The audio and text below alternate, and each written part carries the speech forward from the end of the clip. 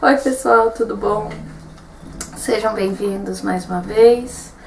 Hoje nós estamos aqui finalizando janeiro, né? Agora já estamos no começo de fevereiro, para discutir a respeito de Maria Antonieta. E esse livro, ele foi escrito por Stefan Zweig. Ele é austríaco e ele esteve no Brasil, ele ficou em Petrópolis e acabou se matando por causa da depressão que ele sentiu por conta da guerra. Ele foi nacionalista e depois que Hitler ascende ao poder, ele, por ser judeu, acaba saindo de lá. Então ele traz um pouco desse sentimento de revolta até naquilo que ele escreve. Tem bastante do sentimento dele no livro. E eu acho que isso é bastante válido também. Não quero me adentrar muito nos pormenores, mas vale a pena a leitura do livro. Apesar de eu não ser uma pessoa que gosta muito de quando o autor coloca detalhes a respeito dos próprios sentimentos, pelo contexto histórico em que esse livro foi escrito, e tem algumas explicações no pós-fácil, vale a pena o entendimento do porquê que ele escreve Maria Antonieta da forma que ele escreve. Pois bem, a história dela é retratada em 3 momentos praticamente. Então ele mostra uma Maria Antonieta jovem, né, que não foi preparada para ser rainha. Depois ele mostra uma adolescente, Maria Antonieta, imprudente, irresponsável, mas com um sentimento de liberdade muito grande. E eu acho que esse foi um ponto bacana, porque tirou de mim, pelo menos, aquele sentimento da pessoa frívola. Ela era uma pessoa comum, ela era uma pessoa que, como toda adolescente, nos seus 16, 17 anos, tem os seus sentimentos de revolta, né? Não quer seguir as regras. Então a gente percebe em Maria Antonieta o mesmo sentimento que qualquer um de nós aos 17, 16 anos teria sentido, né? A necessidade de se autoafirmar, de se sentir bonita, né? Enfim, ela era, e ele faz questão de colocar isso, ela era uma pessoa comum. Talvez se não fosse o contexto, o período em que ela nasceu, ela não tivesse acabado da maneira que acabou. Então é muito bacana a gente conseguir enxergar a Maria Antonieta com um outro olhar. Depois ele já coloca uma outra fase de uma Maria Antonieta mãe, né? E começando a entender os problemas que existiam naquele contexto. E daí já uma pessoa muito mais madura, muito mais resignada, muito mais independente, segura de si. É um outro momento de vivência. Eu acho que esse talvez tenha sido o ponto crucial desse livro, porque eu particularmente, quando estudei a Revolução Francesa, eu achava que a revolução era uma revolta estritamente feita pelo povo. E ao identificar, ele coloca uma série de documentos históricos, e eu acho que isso é bacana em qualquer biografia, né? Já tinha mencionado isso anteriormente, eu gosto de saber de onde está sendo tirados os dados. Ele coloca uma série de documentos que começam a deixar a gente revoltada enquanto lê. Então você percebe, por exemplo, que muitos dos nobres que estavam do lado deles participaram do levante. Então sentavam para comer com o rei no dia, e no dia seguinte estavam instigando a população a se revoltarem.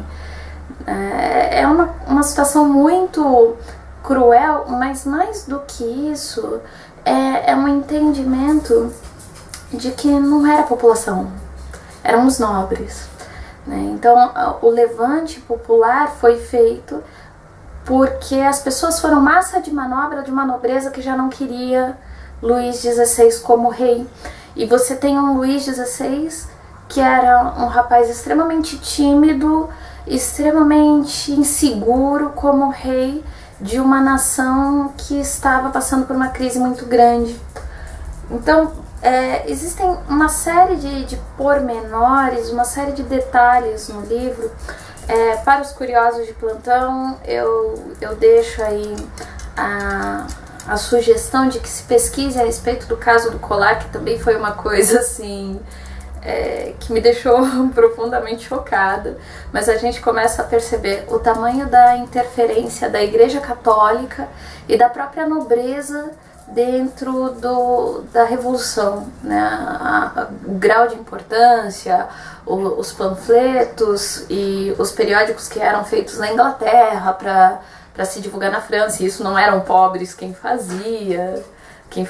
Então, nós temos uma série de pequenos pontos nessa história que não nos são tratados, não são contados pra gente, mas que de verdade faz com que nós consigamos entender melhor o que foi aquela revolução, né?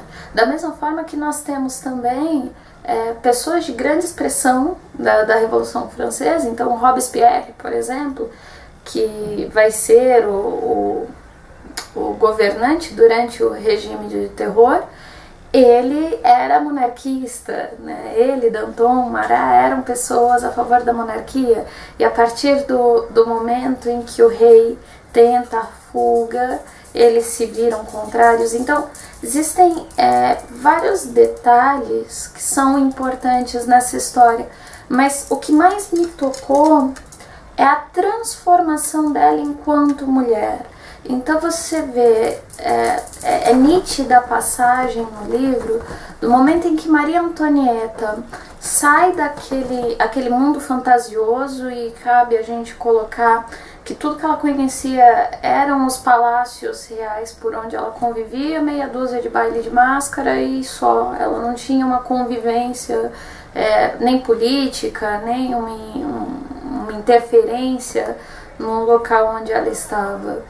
E ela sai daquele momento e passa a entender o que está se passando de fato, né? É o momento em que Maria Antonieta se interessa pela política, é o momento em que Maria Antonieta se descobre enquanto alguém que tem que entrar no jogo, né? Que tem que fazer a vez de muito daquilo que o rei não fazia.